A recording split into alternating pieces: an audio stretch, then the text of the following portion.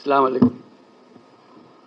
আমি শুধু এটুকু বলার জন্য, আমি সারাদিনে যত মিটিং করি, এ পর্যন্ত যত মিটিং করে এসেছি,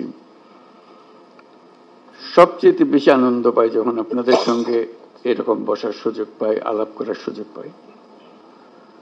কারণ এখানেই সবাই মিলে বাংলাদেশের প্রকৃত ভবিষ্যৎ রচনা করা হচ্ছে।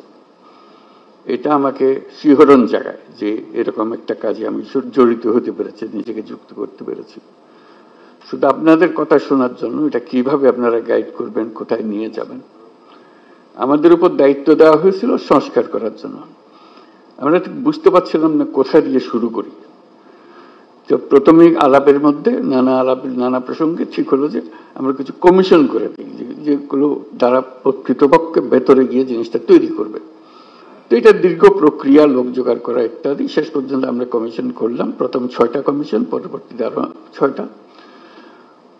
তো তাদেরকে 90 দিন আমরা সময় দিয়েছিলাম দ্রুত গতিতে কাজ করার জন্য। আমরা খুবই আনন্দিত যে তারা করতে পেরেছে।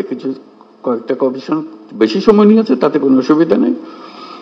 এখন কমিশনের রিপোর্ট আসলো, এরপরে আমরা যে ঐক্যমত্য গঠন করতে চাচ্ছি সেটা কিভাবে হবে, সেটার থেকে একটা আইডিয়া আসলো যে একটা ঐক্যমত্য কমিশন বলে আলাদা একটা কমিশন করি। তো সেটা যে ফলপ্রসূ হয়েছে, সেটা প্রফেসর আলী রিয়াজ সাহেব যখনই আমার সঙ্গে বৈঠক করেন, আমি অত্যন্ত আনন্দিত যে কত গভীরভাবে আপনারা এটাতে গিয়েছেন। এবং শুধু ওনাদের সঙ্গে, কমিশনের সঙ্গে আলাপ করে না, নিজেদের ভেতরে আলাপ করেছেন এবং আন্তরিকভাবে বুঝে আমাদেরকে বলার চেষ্টা করেছেন, আপনাদের সঙ্গে বিতর্ক করেছেন কমিশনের সঙ্গে। এবং প্রতিবারই যখন প্রফেসর আলী রিয়াজ আমার সঙ্গে কথা বলে, উনি খুব উচ্ছ্বসিত হন।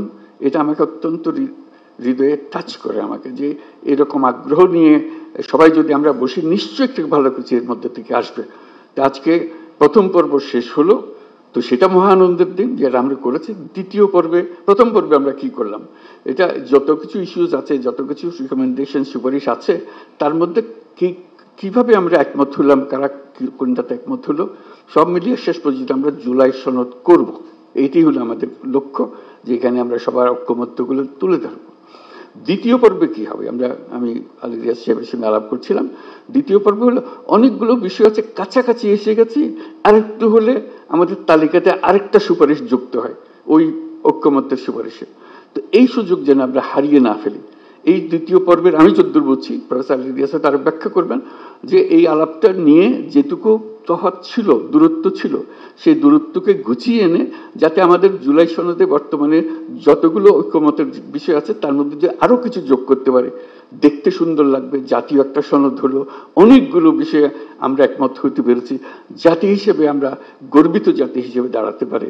যে আমরা তো এরকম বিভক্তিকরণের প্রক্রিয়ার মধ্যে রাজনীতি সৃষ্টি করিনি, আমরা সৃষ্টি করছি ঐক্যবদ্ধ হওয়ার জন্য, দেশের উন্নতির জন্য, দেশের মঙ্গলের জন্য। আজকে সেই সবাই উপস্থিত থাকতে পারে, আমি নিজেকে সৌভাগ্যবান মনে করছি। আশা করি আমরা সেই পর্বে ঢুকতে পারবো এবং সেই পর্বে অত্যন্ত চমৎকার একটা জুলাই সনদ আমরা তৈরি করতে পারবো। সবাইকে ধন্যবাদ।